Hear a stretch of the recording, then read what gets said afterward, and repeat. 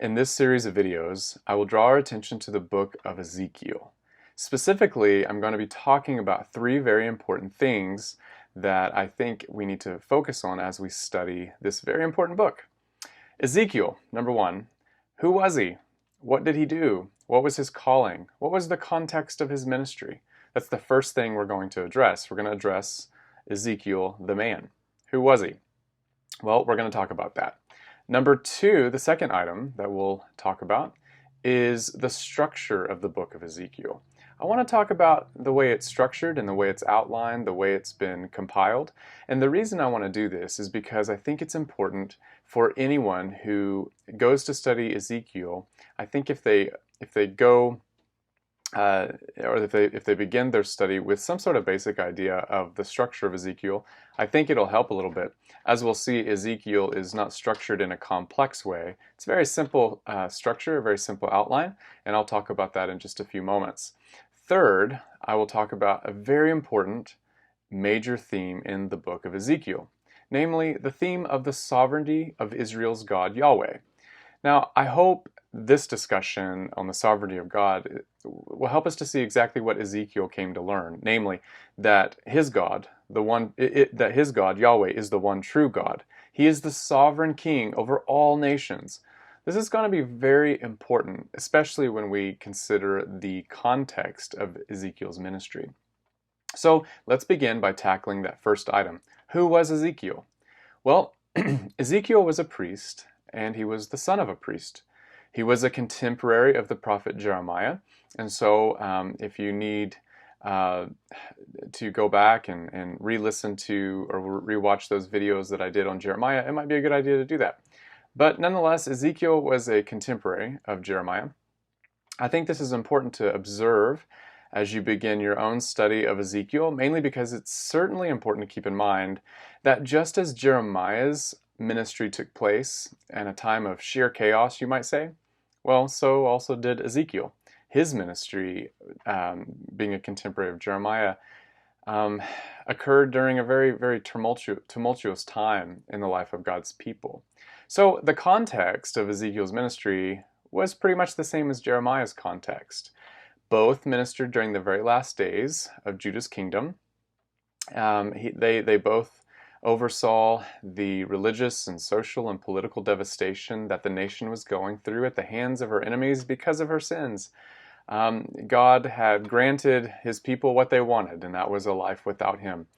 And whenever we say no to God, we inevitably and necessarily embrace that which is antithetical to God, namely chaos and destruction. Well, that's exactly what Judah was going through. And sadly, Jeremiah and Ezekiel got a front row seat to that devastation. So they had very similar experiences, right? The context of their ministries were very similar. There is one major difference between their ministries, however. The difference is that Ezekiel is what we call an exilic prophet. That is, his ministry takes place in Babylon, away from his homeland, outside of his own country. Now, just as a parenthetical here, Jeremiah was at the end of his life taken to Egypt, and he most likely ministered there until he died. At any rate, the primary place of Ezekiel's ministry was Babylon, and that wasn't true of Jeremiah. So there is some differences between the context of Ezekiel and Jeremiah's ministries. Babylon was, of course, a land of false religion, and I believe there's no doubt that tormented Ezekiel in the minds of all the exiles.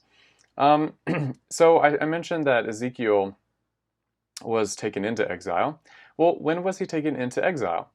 Well, if you go back and read 2 Kings chapter 24, you'll see that a deportation had taken place, and many Jews, lots of Jews, were taken to the land of Babylon. And in 2 Kings 24, we read that among the deported people, King Jehoiakim and his family, along with numerous officials and numerous leaders, they were all taken to Babylon. Ezekiel was among those folks who were carried away. And so we might call Ezekiel a prisoner of war, I guess if you wanted to use modern vernacular. Well, the Bible simply calls these people exiles. An exile is someone who is sent out of their home country against their will. And that would have been Ezekiel for sure. So, again, for a bit more background on all of this and the historical context, I encourage you to go back and rewatch the discussions that I gave on Jeremiah, because in one of those videos I did talk about the context of his ministry. If you recall, I talked at length about the historical situation of Judah, namely about Kings Josiah, Jehoiakim, and Jehoiakim and Zedekiah, and etc. So all of that history, once again, is going to be relevant to the story of Ezekiel, who, as I just mentioned, was part of that group of exiles taken to Babylon. As for Ezekiel the man, I think it's important to note that he was trained to be a priest. This training would have entailed, of course, many things, one of which would have been training on how to work in the temple, which of course was located in Jerusalem. He no doubt would have been familiar with the working of all the Jewish liturgy and the worship practices of sacrificing and so forth at the temple. Now, all of this is important to note when we study Ezekiel, because he's in exile in Babylon. And because he was away from his homeland, he was obviously away from being able to go about his priestly work. Why? Well, because the temple was located in Jerusalem.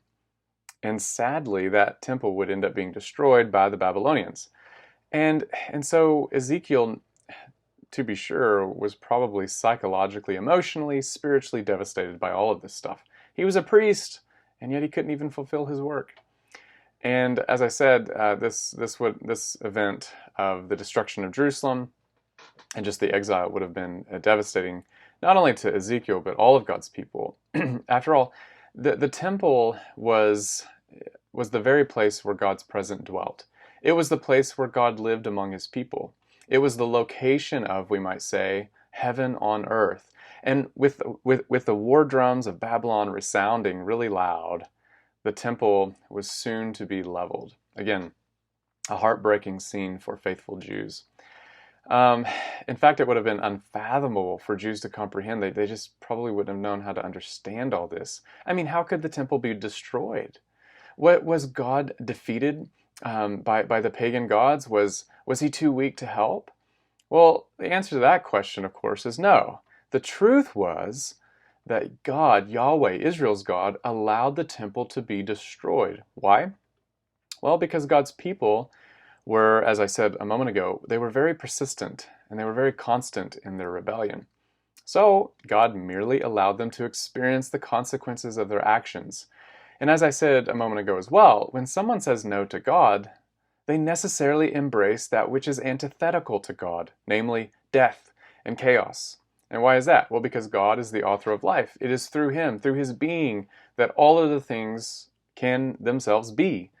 He is the one who enables all of existence. And so when you say no to the one who enables all existence, when you say no to the being who enables the being of all creatures, well, then you necessarily embrace death and chaos. Well, given that, at least according to me, given that God grants his creatures some sort of significant free will, it makes sense as to why God would allow his people to experience the consequences of their actions. Why? What's the reason? Well, because they chose it for themselves. See, God, having granted his people significant free will, he simply granted them what they wanted. And when God gives people what they want, well, the result is usually quite terrifying. And this, I think, is exactly what transpired with the destruction of Judah as a nation, along with her temple. At any rate, with Ezekiel having been trained to be a priest, it is natural to think that he was taken aback by all the turn of events. Whereas he would have expected naturally to be working in the temple as an adult, he now found himself in the pagan empire of Babylon, an exile, as a prisoner of war. And I think it's important to note here that, as often goes, we people sometimes have certain plans for our lives, don't we? We plot out our future. We think we know exactly how our lives will turn out. Our vocations will be exactly as we planned. Our place in life will be exactly as we planned. Our financial situations, we like to plan those out as well. Well, it's not unreasonable to think that Ezekiel thought that way too. His plans were to be a priest, and yet here he was, living in Babylon against his will. God, as it turned out, had different plans for Ezekiel. See, Ezekiel was to become a prophet. And to be sure, God was going to show Ezekiel some wonderful truths, truths that would be passed on for hundreds and hundreds of years, all the way down to today. And there was one important truth that I want us to focus on, and it was the truth that God was sovereign over every nation. He is sovereign over the whole world. Ezekiel learned that God was sovereign over Judah, and he learned that God was sovereign over Babylon. I'll talk more about that in the next video. But before I get into that, I do want to make just a few brief comments about the structure of the book of Ezekiel. This shouldn't take a lot of time because, as commentators note, the book and the structure of the book of Ezekiel is pretty simple. But again, I think if I outline a little bit of the way it's structured, I think it'll help you make sense of your own readings of it. Okay, well, many scholars, as I've said, they agree that the book of Ezekiel has a very simple structure, a very simple outline. Essentially, there are three main sections that make up the book of Ezekiel. The first section is chapters 1 to 24. The second section is chapters 25 to 32. The third section is chapters 33 to 48. Okay, so section 1, chapters 1 to 24, section 2, chapters 25 to 32, section 3 is chapters 33 to 48. Just three simple sections. Well, let me explain what's going on in each of these sections. The first section consists largely of sayings and prophecies against God's people before the destruction of Jerusalem. And so this section as a whole records the calling of Ezekiel as a prophet. It's a very important part of the book as a whole because, especially as you read chapters 1 to 3, you really get the tone and the focus of the ministry of Ezekiel. And again, I'll chat more about that in just a moment. Actually, I'll do that in the next video. Anyway, specifically the vision that Ezekiel has in chapter 1, 2, in the calling that he receives there. It's very significant to his overall ministry. So the first section, very important. Just to recap, it consists largely of denouncements of Israel, of God's people. Okay. Turning to the second section, chapters 25 to 32, these are largely sayings against all the surrounding nations, the people of the world, or at least the people in the nations that are relevant to Israel at the time. So, for example, there's a prophetic denouncement of Egypt in chapters 29 and 30 through 32.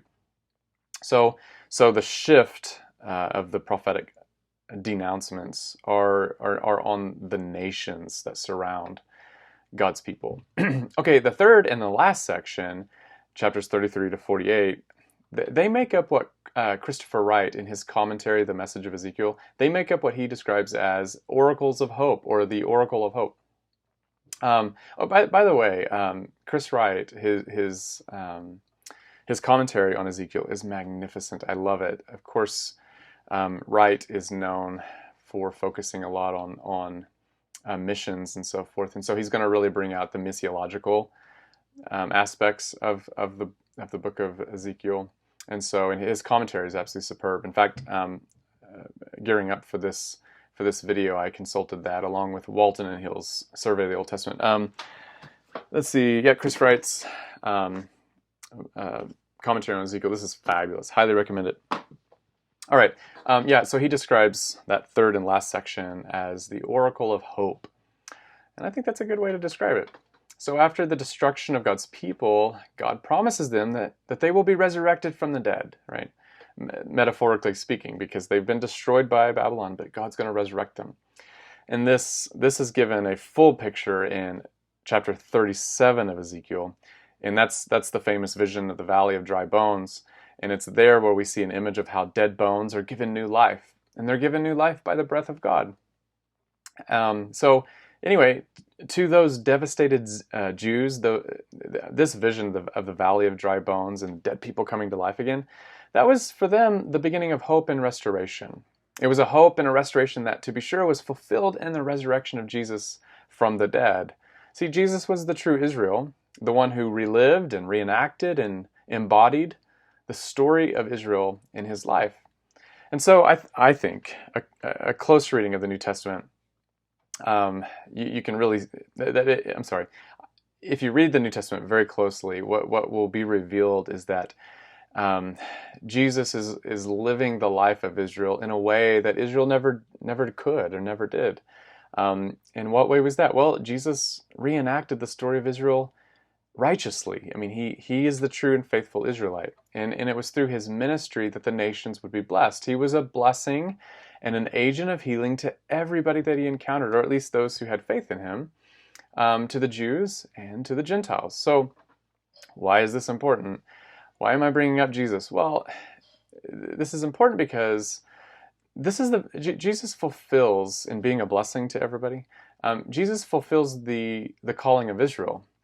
This was the very thing that God promised he would do to Abraham and to Abraham's family. And if you remember, God promised Abraham, or Abram, in Genesis 12, that he would use his family to bless the nations and to bless the world. And again, that's exactly what we see in the life of Jesus as he reenacts the story of Israel. And all of that, I think, is previewed, you might say, in the prophecies of Ezekiel. Especially with Ezekiel 37 and the vision of the dry bones coming to life. Now, so while we don't have time to talk about every little detail or facet of the ministry of Ezekiel, all of his oracles, all of his prophecies, I wish we did. It'd be fascinating, but we don't have time to do everything like that. But I do want to talk about a very important feature of the ministry of Ezekiel. It's a very important theme, and it's the theme of God's sovereignty, as I mentioned a moment ago. And I think this is best outlined in the opening chapters of the book of Ezekiel itself. It sets the tone, as it were, for the entire book and the message of the entire book. So I'll address that in the next video.